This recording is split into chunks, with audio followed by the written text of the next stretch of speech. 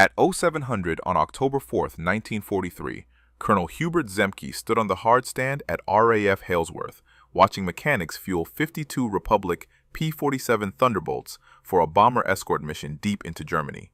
29 years old, 6 months of combat, 4 confirmed kills. The Luftwaffe had sent 180 Focke-Wulf 190s and Messerschmitt 109s to defend the industrial targets his bombers would hit that morning. Every pilot climbing into those cockpits knew the numbers. The P-47 Thunderbolt weighed 7 tons empty. The German Focke-Wulf 190 weighed less than 4. In a turning fight, physics won. The lighter fighter turned tighter. The heavier fighter died. Zemke's 56th Fighter Group had lost 11 aircraft in their first 4 months of combat. 4 pilots killed, 7 captured. The Germans called the Thunderbolt the Jug, short for Juggernaut, a flying tank that couldn't dogfight. American bomber crews watched P-47s try to protect them and saw the truth. When Focke-Wulfs attacked, the Thunderbolts couldn't stay with them through the turns. Luftwaffe pilots broke away from bomber formations, knowing the heavy American fighters wouldn't follow through the vertical maneuvers. They were right. On June 26, 1943, Zemke's group engaged Jagdgeschwader 26 over France. Veteran German pilots flew circles around the P-47s. Literally. 5 Thunderbolts went down. 4 American pilots died. Captain Robert Johnson barely made it home with his aircraft shot to pieces. His Thunderbolt had taken over 200 cannon hits and still flew, but it hadn't won the fight. The mathematics were simple. A Focke-Wulf 190 could turn inside a P-47 every single time. At 15,000 feet, the German fighter completed a 360-degree turn in 22 seconds. The Thunderbolt needed 28, 6 seconds. In combat, 6 seconds meant death. 8th Air Force generals watched their fighter group struggle and made plans to replace the P-47 with the new P-51 Mustang.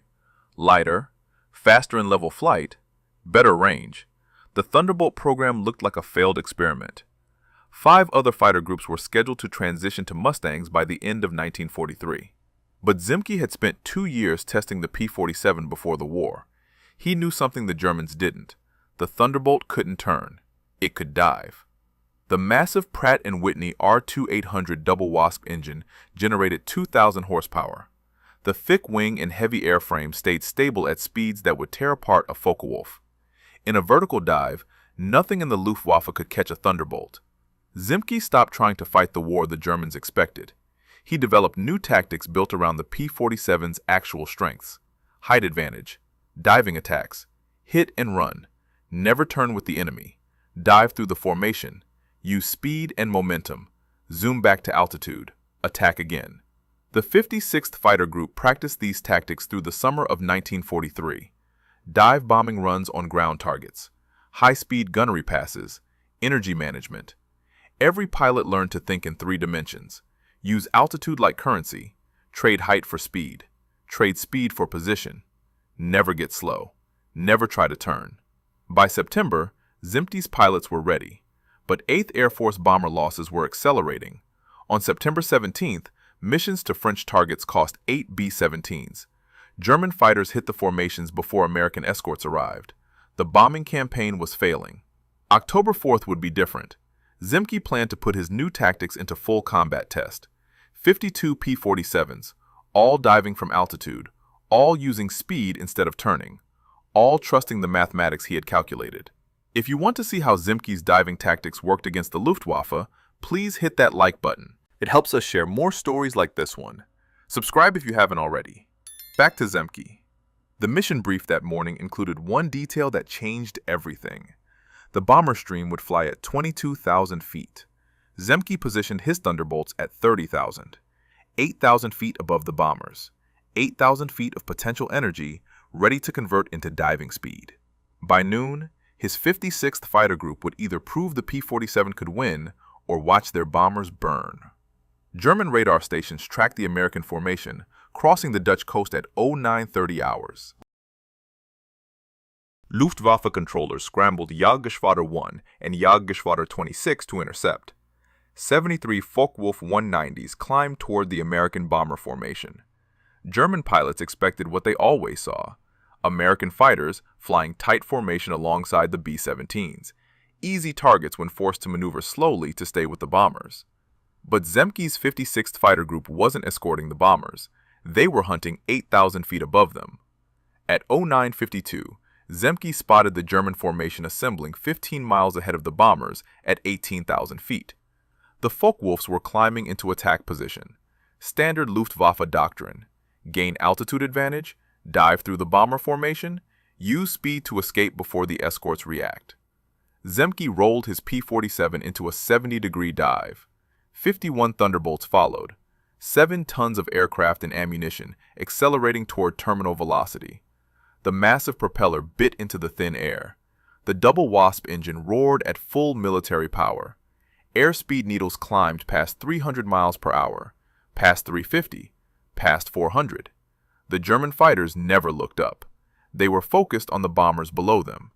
They didn't see 52 P-47s screaming down at 450 miles per hour until Zemke's first burst of 50 caliber fire ripped through a Focke-Wulf's cockpit.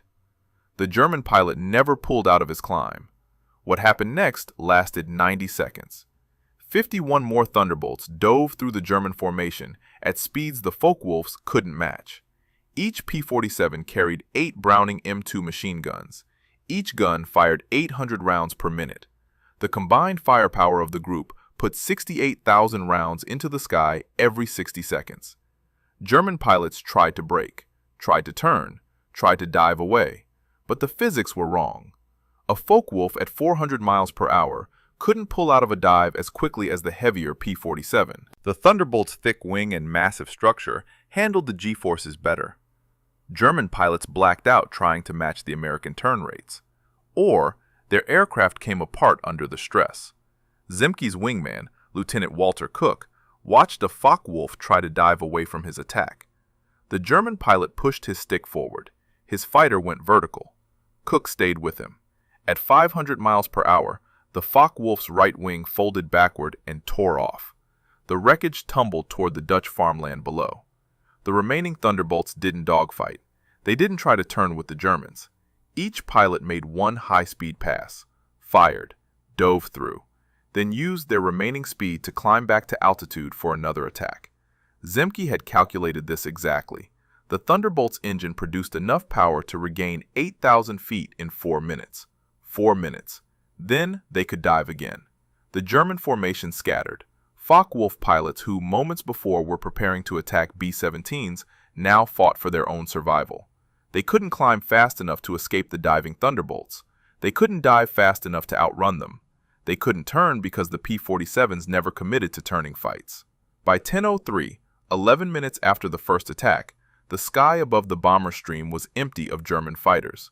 The Focke-Wulfs that survived fled east toward their airfields. Not one German fighter made it through to attack the B-17s. 0 bombers lost. Zemke's group reformed at altitude and continued the escort mission. The bombers hit their targets without interference. The return flight showed more Luftwaffe formations in the distance. None approached close enough to engage. The 56th Fighter Group landed at Halesworth between 1300 and 1400 hours. Ground crews counted ammunition expenditure. Gun cameras were pulled for film development. Intelligence officers began debriefing pilots. The initial reports seemed impossible. The group claimed 21 confirmed German fighters destroyed, another 8 probably destroyed, 16 damaged, 0 American aircraft lost, 0 pilots wounded. 8th Air Force Headquarters demanded verification. They sent investigators to interview every pilot separately. They analyzed all gun camera footage. They cross-referenced with radar tracks and radio intercepts. Every claim checked out. October 4th, 1943 was real. But that was one mission, one day. The Luftwaffe had hundreds of fighters. The strategic bombing campaign would continue for 18 more months. Could Zemke's tactics work consistently? Could other fighter groups learn them?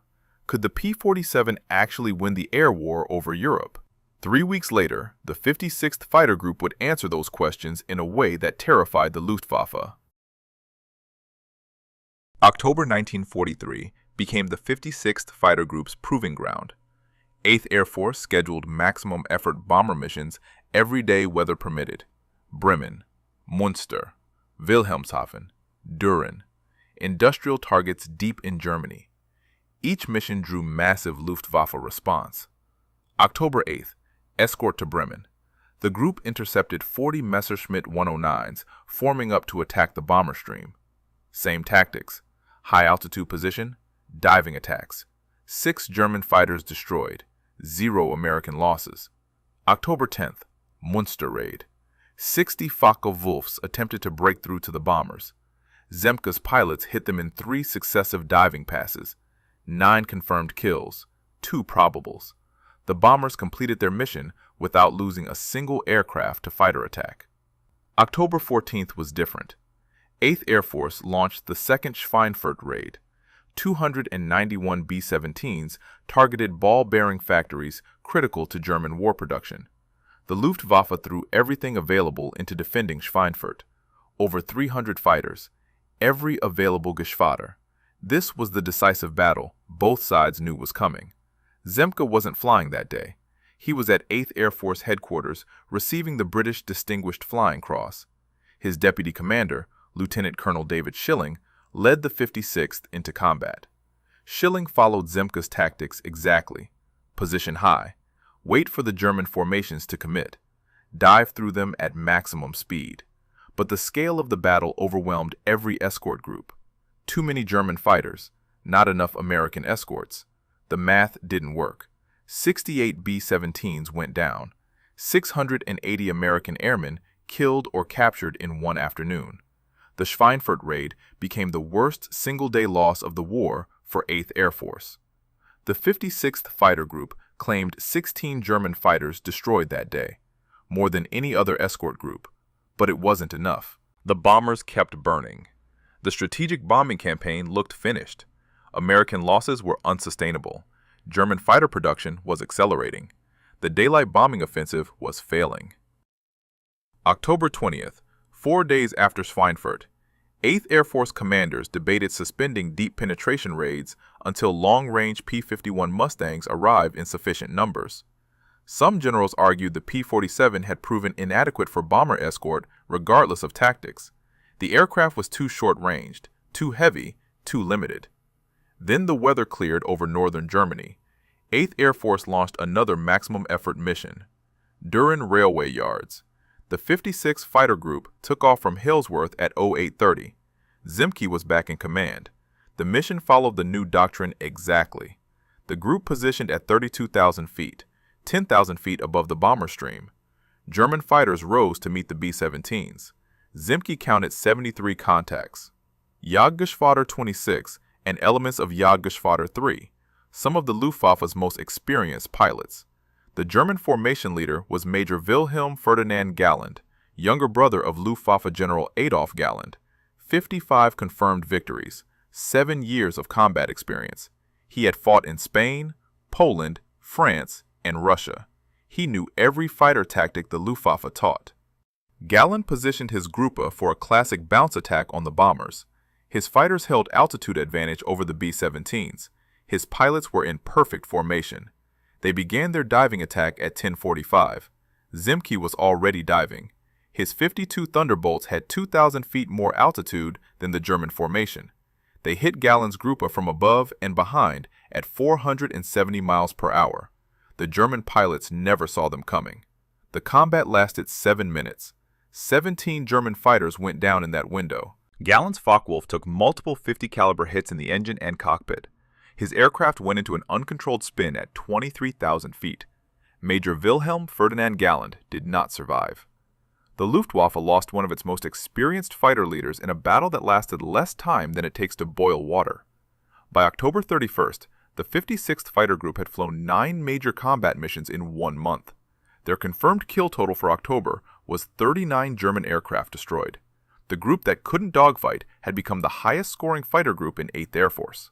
The Germans noticed. Luftwaffe intelligence began tracking American fighter tactics and identified a new threat.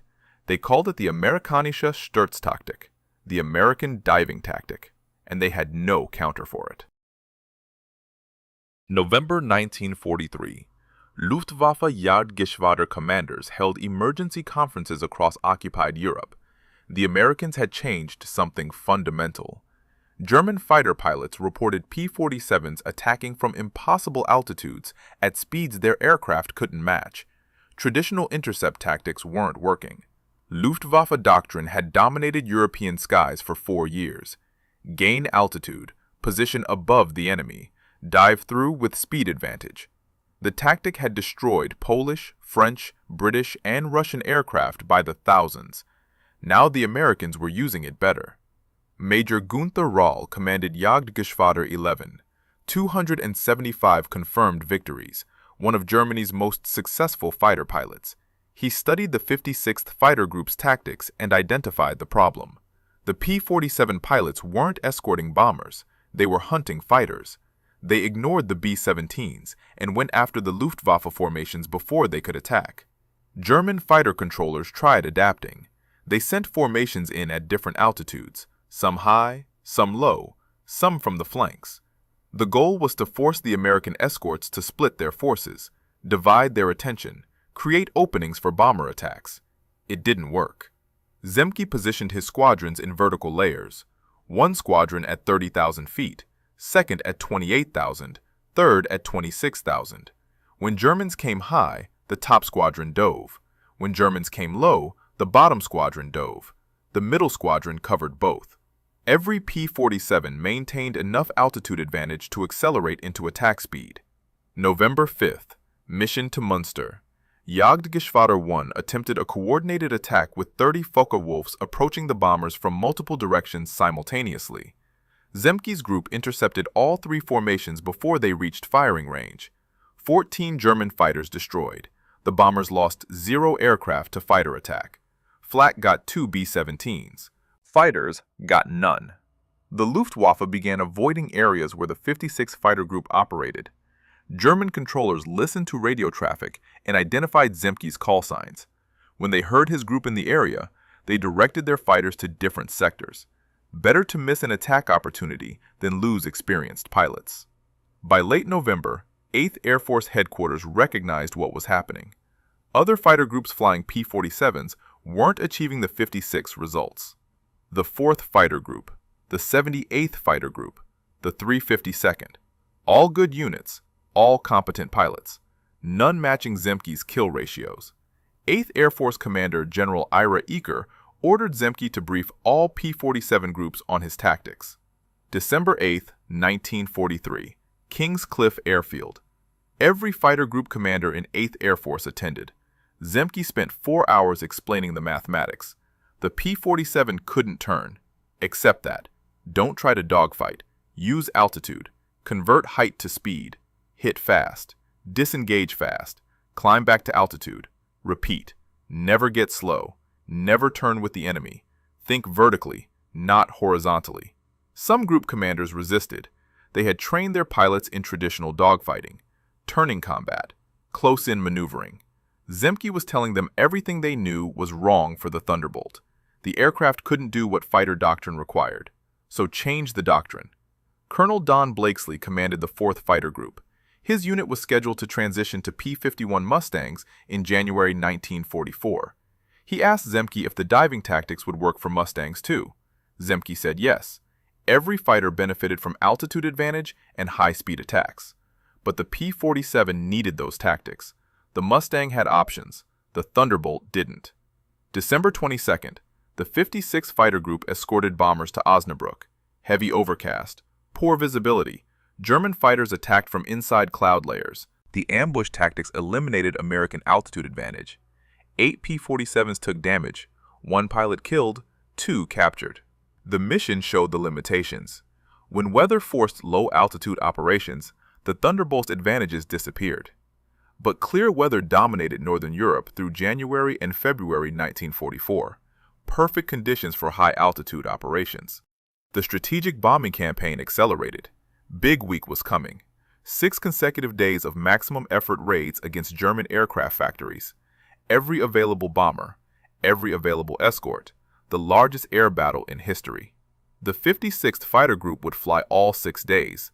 Their mission assignments included a target no American fighter had ever reached: Berlin, the German capital. 500 miles into enemy territory, beyond the combat radius of every escort fighter in the inventory. except someone had figured out how to extend the P-47's range by 18%. And that someone was about to prove the Thunderbolt could protect bombers all the way to Hitler's doorstep. February 1944. Republic aviation engineers delivered modified external fuel tanks to RAF Halesworth. Each tank held 150 gallons. Standard P-47 internal fuel capacity was 305 gallons. The external tanks increased total fuel to 605 gallons. Combat radius jumped from 230 miles to 425 miles. Berlin was within range. The problem was weight. A fully fueled P-47 with external tanks weighed 9 tons at takeoff. The aircraft needed every foot of Halesworth's runway to get airborne. Once airborne, the fuel weight affected climb performance. German fighters could intercept during the vulnerable climb phase when American fighters were heavy and slow. Zemke calculated the solution. Take off with full fuel. Climb slowly to altitude over England. Burn off the external tank fuel first. Drop the empty external tanks before crossing into enemy territory. By the time German fighters appeared, the P-47s would be at combat weight with full internal fuel remaining. The mathematics worked, but the tactics required perfect timing. If the external tanks dropped too early, the fighters wouldn't reach Berlin. If they dropped too late, the aircraft would be too heavy for combat maneuvers. Zemke set the drop point over Holland, 200 miles from base. The fighters would cross the Dutch coast at combat weight with enough internal fuel for 2 hours of operations. February 20th. Big week began. 8th Air Force launched 941 bombers against German aircraft factories. The 56th Fighter Group took off at 0900 hours. 54 P-47s, each carrying full fuel and ammunition. Target, Leipzig, 400 miles into Germany. The group climbed to 30,000 feet over the North Sea. External tanks fed fuel to the engines during the climb. Over Holland, all 54 pilots toggled their drop releases simultaneously. 108 external fuel tanks tumbled toward Dutch farmland. The P-47s were now at combat weight. Altitude, 30,000 feet. Speed, 280 miles per hour. Internal fuel sufficient for 4 hours of flight time. German radar tracked the formation. Luftwaffe controllers scrambled every available fighter. Jagdgeschwader 3, Jagdgeschwader 11, Jagdgeschwader 26. 190 German fighters rose to intercept the bomber stream. The 56th Fighter Group positioned ahead of the bombers as planned. Zemke spotted the German formations assembling at 28,000 feet, 50 miles ahead. The P-47s dove, same tactics that worked in October: high-speed attack, single pass, zoom climb recovery. But something was different this mission. The Luftwaffe had adapted. German fighters no longer concentrated in single formations. They spread out in small groups, 4 aircraft sections, difficult to spot, difficult to intercept all simultaneously. When the P-47s dove on one section, 2 more sections attacked from different angles. The combat spread across 40 miles of German airspace. Zemke's group couldn't maintain formation cohesion while engaging multiple small German units. The fight fragmented into dozens of individual engagements. P-47 pilots found themselves alone, outnumbered, fighting multiple opponents simultaneously. Lieutenant Robert Johnson engaged 3 Messerschmitt 109s over Brunswick. He destroyed one, damaged another. The third got on his tail. Johnson dove to escape. The Messerschmitt followed. Both aircraft accelerated past 450 miles per hour. Johnson pulled out at 8,000 feet. The German pilot blacked out from G-forces and crashed. Across the battle space, similar fights repeated. German pilots tried to turn with the P-47s. Physics killed them. American pilots tried to climb away. Mathematics saved them. The Thunderbolt's power-to-weight ratio at combat speed exceeded anything the Luftwaffe could match. The bomber stream reached Leipzig at 12:30 hours. German flak batteries opened fire. 88mm guns, 105mm guns. The sky filled with black bursts. 21 B-17s went down over the target. Flak, not fighters. The Luftwaffe never got through. The 56th Fighter Group escorted the bombers back to England. They landed at Halesworth at 15:40 hours. 6 hours and 40 minutes total mission time. 18 German fighters confirmed destroyed. 2 P-47s lost. Both pilots survived and evaded capture. Big Week continued for 5 more days. Brunswick, Regensburg, Augsburg, Gotha, Schweinfurt again. And on March 6, 1944, the mission everyone said was impossible, Berlin. March 6, 1944, 0700 hours, RAF Halesworth. Zemke briefed his pilots for the deepest penetration mission ever attempted by American fighters, Berlin, 510 miles from the English coast. The German capital had never been reached by escort fighters. Every previous Berlin raid lost bombers by the dozen to unopposed Luftwaffe attacks. The mission plan was ambitious. 660 B-17s would hit industrial targets across Berlin. 397 fortresses targeted the VKF ball bearing plant in Erkner. 263 hit the Daimler-Benz engine factory. The raids would cripple German tank and aircraft production, if the bombers survived. 8th Air Force assigned 8 fighter groups to escort duty. Total, 673 fighters. 140 fighters rose to defend Berlin. The capital had never fallen to daylight bombing. It wouldn't fall today. 56th Fighter Group crossed into Berlin airspace at 11:22 hours. First American fighters over the city. Zemke spotted the German formations at 11:24. 70-plus contacts, 28,000 feet, 5 miles ahead of the bomber stream. Focke-Wulf 190s and Messerschmitt 109s mixed together. The Luftwaffe had committed everything. The P-47s dove from 33,000 feet. Zemke led the attack personally. His flight hit the German formation at 460 miles per hour. The initial pass destroyed 6 fighters in 11 seconds. The German formation scattered. Zemke's wingmen followed through. 3 more Focke-Wulfs went down. The sky above Berlin became a 3-dimensional battlefield. P-47s dove from altitude. German fighters tried to climb to the bombers. Both forces collided at 25,000 feet. 50 caliber tracers and 20mm cannon fire crisscrossed the airspace. Aircraft debris fell toward the city below. Zemke destroyed a Focke-Wulf over the Dummer Lake area, his second kill that day. His wingman got a Messerschmitt 109. The combat moved west as German fighters tried to regroup. The P-47s stayed with them. Diving attacks, zoom climbs, no turning engagements. The tactics that worked in October worked over Berlin. The bomber stream reached the target at 11:50 hours. Berlin's flak defenses opened fire. 2,000 anti-aircraft guns. The sky turned black with explosions. 69 B-17s took damage. 11 went down. But not one bomber fell to German fighters during the bomb run. The escorts held the Luftwaffe away from the formations. By 12:30 hours, the combat was over. The bombers turned west. German fighters broke off. Fuel exhaustion forced both sides to disengage. The 56th Fighter Group formed up and headed home. They landed at Halesworth at 14:40 hours. Total mission time? 6 hours and 10 minutes. Longest fighter mission flown by any American group to that date. Intelligence officers counted the results. 18 German fighters confirmed destroyed over Berlin. 4 probables. 9 damaged. 2 P-47s lost. 1 pilot recovered. 1 captured. But the numbers only told part of the story. American fighters had reached Berlin. They had protected the bombers. They had won the air battle over the German capital. The mission every expert said was impossible had succeeded. Zemke received the Distinguished Service Cross for leading the Berlin escort. The citation mentioned his tactical innovations, his leadership under fire, his role in turning the P-47 from a liability into the 8th Air Force's most successful fighter. 3 months later, the 56th Fighter Group would achieve something even more remarkable. May 1944. Allied forces prepared for Operation Overlord, the Normandy invasion. D-Day required absolute air superiority over the landing beaches. Luftwaffe fighters could not reach the invasion fleet, could not strafe the beaches, could not interfere with airborne operations. That mission fell to the fighter groups of 8th Air Force.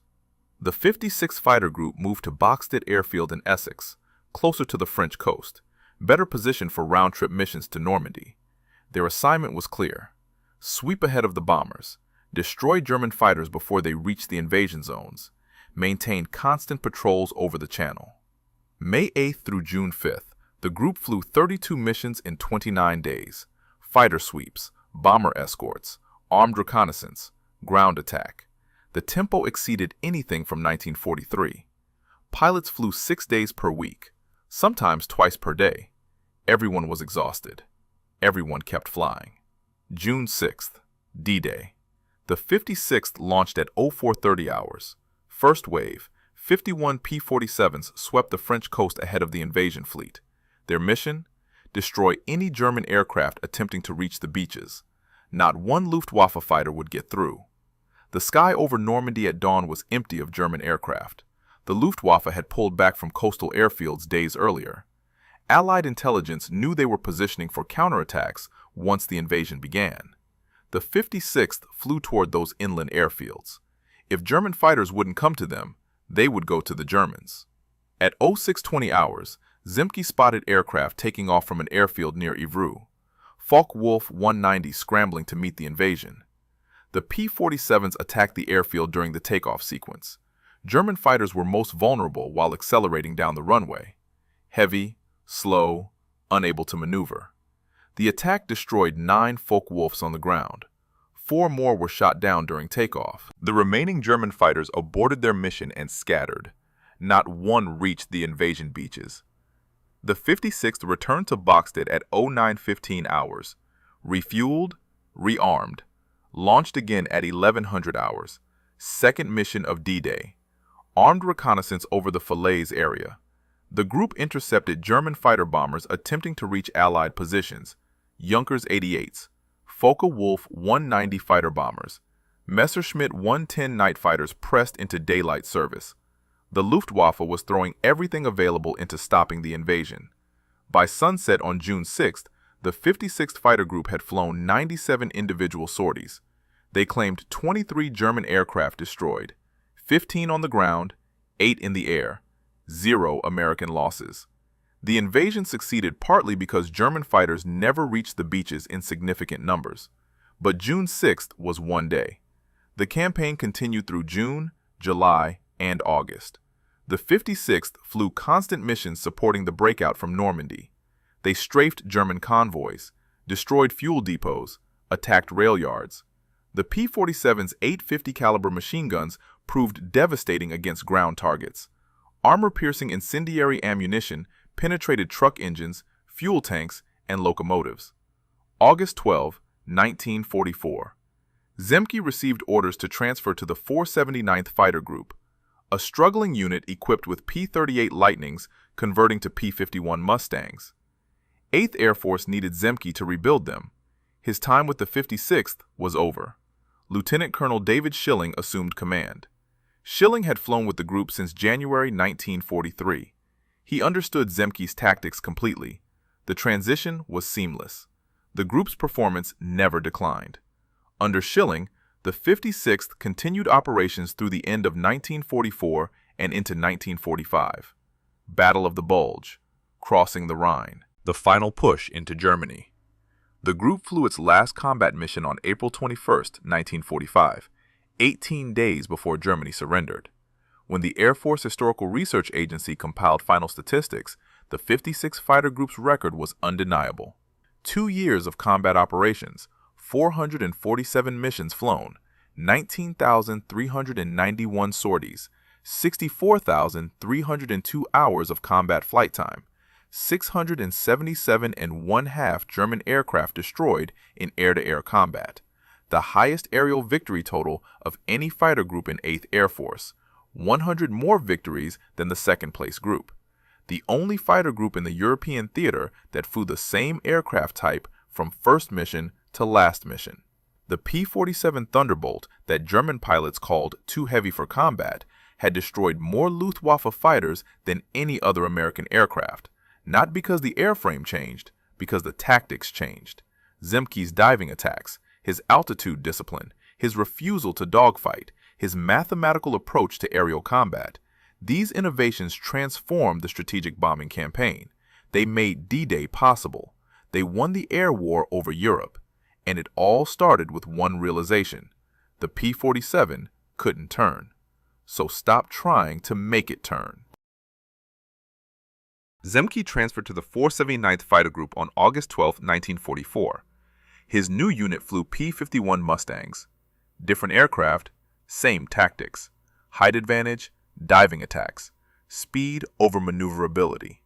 He scored 2 1/2 additional victories with the 479th. His total reached 17 3/4 confirmed kills. October 30th, 1944.